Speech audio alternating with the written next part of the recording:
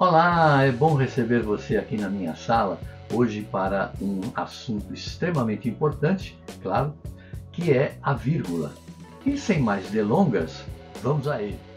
Ora, não é novidade para ninguém que a vírgula é um sinal gráfico exatamente para ser utilizado na modalidade escrita da língua, porque é claro, né? Na fala nós não usamos nada disso aí, usamos pausas, não é? Então é um sinal gráfico que tem a função principalmente de separar ou isolar elementos nas estruturas sintáticas. O que é isso?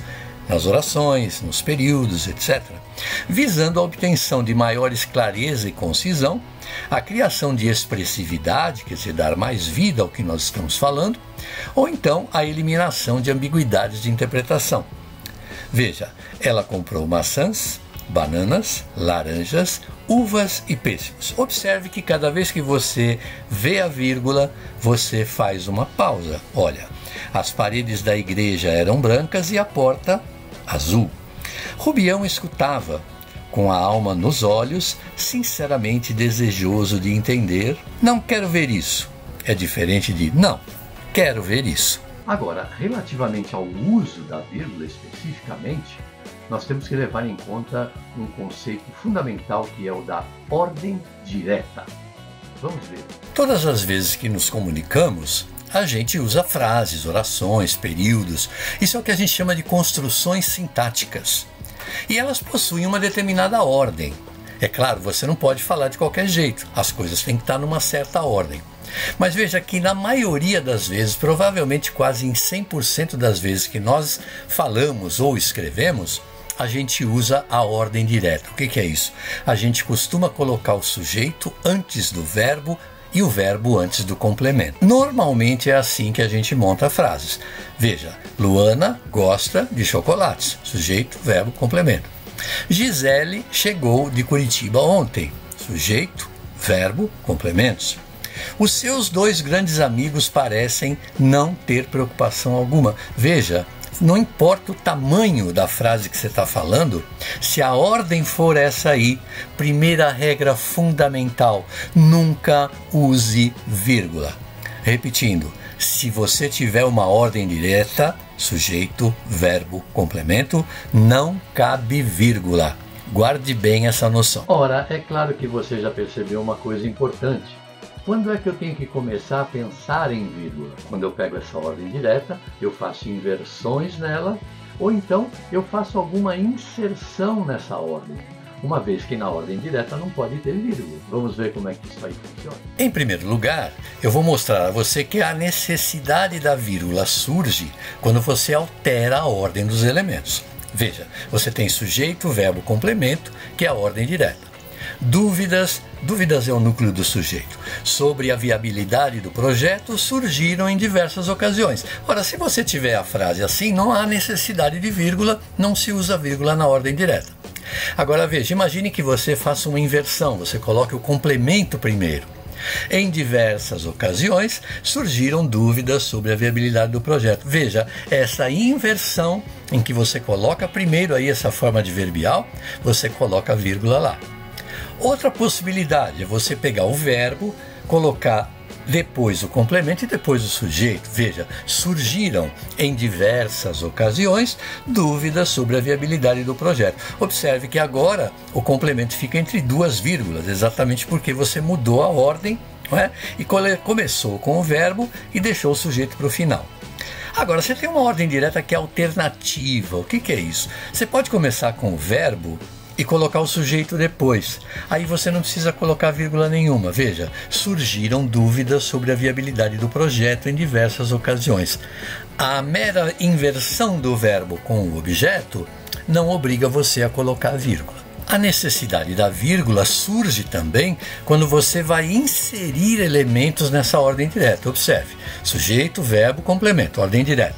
Dúvidas sobre a viabilidade do projeto surgiram em diversas ocasiões, nenhuma vírgula. Agora imagine que você quisesse colocar ali alguma coisa, inserir alguma coisa depois da palavra projeto, que é onde termina o sujeito. Você teria dúvidas sobre a viabilidade do projeto, cabíveis e não cabíveis surgiram. né? Dúvidas sobre a viabilidade do projeto, que visava aumentar impostos, surgiram. Dúvidas sobre a viabilidade do projeto, caro e de difícil execução, surgiram. Veja, você inseriu aí o quê? Não é? Você inseriu elementos que são predicativos, não é? Porque são adjetivos. Você colocou aí também uma oração subordinada adjetiva, não importa, qualquer coisa que você insira aí de valor explicativo, caracterizador, obrigatoriamente vai levar você a usar duas vírgulas. Tá aí, ó. Veja, imagine que você queira colocar isso depois do verbo. Então você tem aí dúvidas sobre a viabilidade do projeto, surgiram, vírgula, infelizmente, vírgula, em diversas ocasiões. Surgiram, vírgula, para desagrado do orador, em diversas ocasiões. Surgiram, vírgula, desestabilizando o debate, em diversas ocasiões. Observe, qualquer frase de cunho explicativo que você coloque aí, adverbial ou não, ela vai necessitar de vírgula, porque você fez uma inserção na ordem, ou seja, você mexeu na ordem direta. Tranquilo? Bom, agora vamos ver alguns casos diferenciados do uso de vírgula, aqueles casos em que a gente não percebe muito bem a questão da ordem direta, mas que pode aprender por outros meios, tá bom? Vamos lá. O primeiro uso diferenciado da vírgula é quando ela marca ou isola vocativo.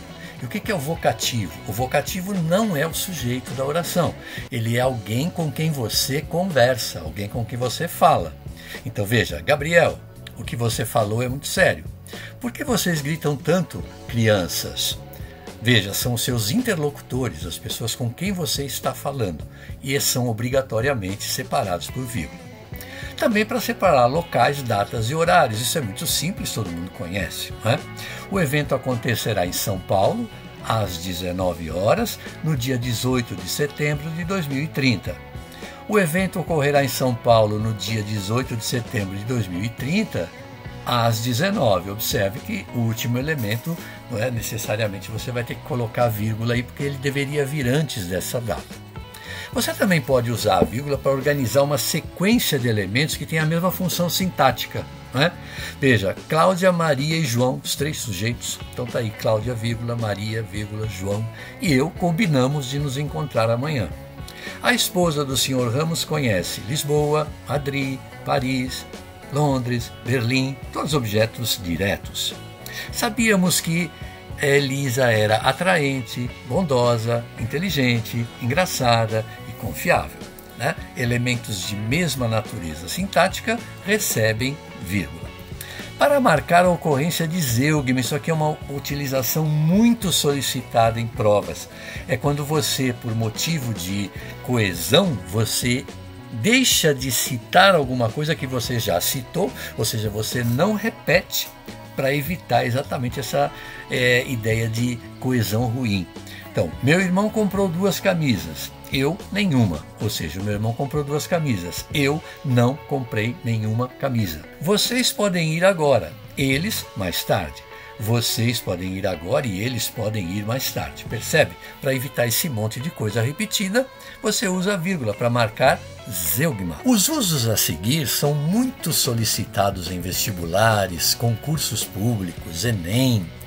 E, evidentemente, se referem ao uso da vírgula como marcador de significado. Ou seja, se você não usar a vírgula ou usar a vírgula indevidamente, você vai dizer outra coisa. Observe. Este senhor, delegado, é um psicopata.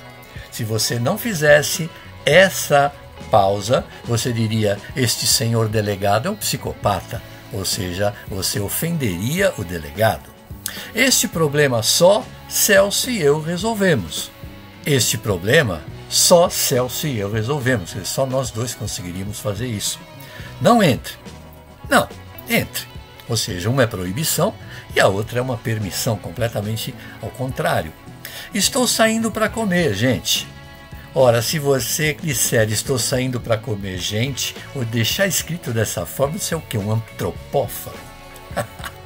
Para marcar a ocorrência de sujeitos diferentes no mesmo período. Meu irmão estava na sala e eu estava lá também. 2 sujeitos, vírgula. Manuela gostava dos Beatles, mas Sofia adorava os Stones.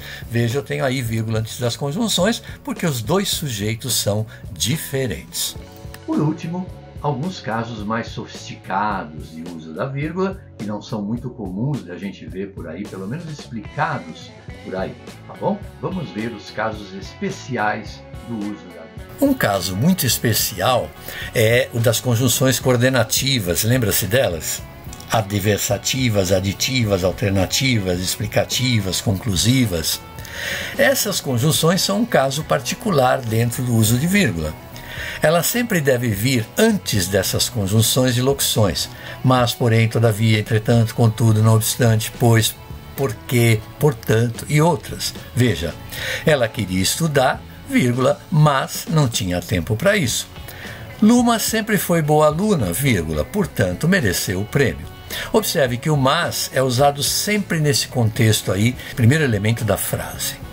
As conjunções e locuções coordenativas, à exceção do mas, devem vir entre vírgulas se não estiverem no início de frases. Veja, você pode trabalhar em casa.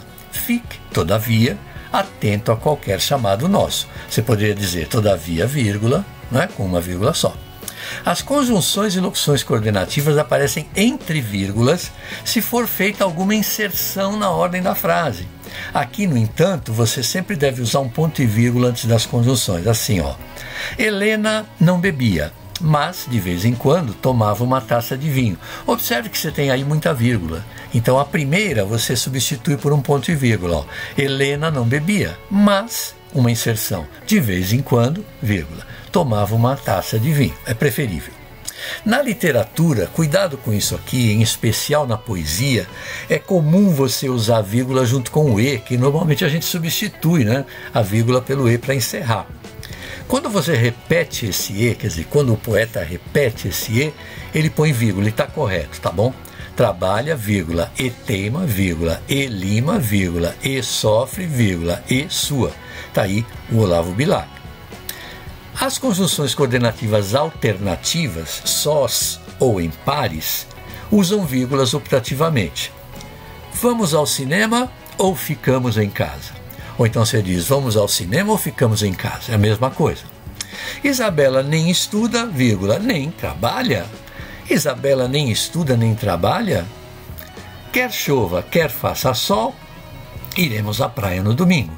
Quer chova, quer faça sol, iremos à praia no domingo. Você usa a vírgula aí opcionalmente. Na oração subordinada adjetiva, você pode ter dois valores diferenciados.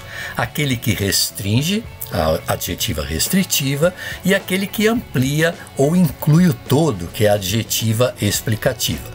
O que já sabemos é que nas adjetivas explicativas você tem duas vírgulas.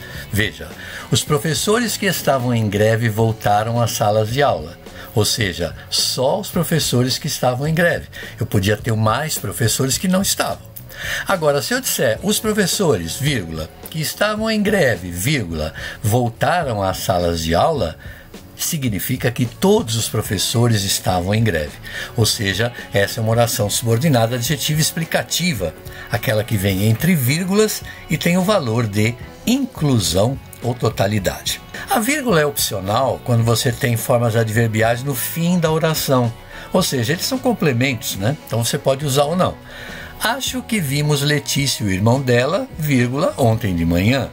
Ora, você também poderia dizer, acho que vimos Letícia e o irmão dela ontem de manhã, de forma preferível, inclusive sem vírgulas. As formas adverbiais pequenas, quer dizer, aquelas que têm até duas palavras, no início das orações, normalmente você não utiliza vírgula. Você pode utilizar, mas geralmente não se usa.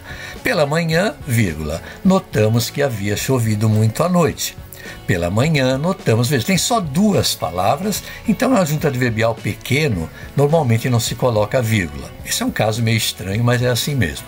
E com respostas rápidas, afirmativas ou negativas, quando você diz, sim senhora, não meu caro, é claro meu amigo. Se você estudar direitinho isso, você vai ver que em nenhum vestibular, em nenhum concurso público ou qualquer outra prova, alguma questão de vírgula vai estar fora disso aí que a gente acabou de ver. Se você gostou, Já sabe, deixa aí o seu like, inscreva-se no canal, bata o sino pequenino e volte aqui para uma próxima. Tchau!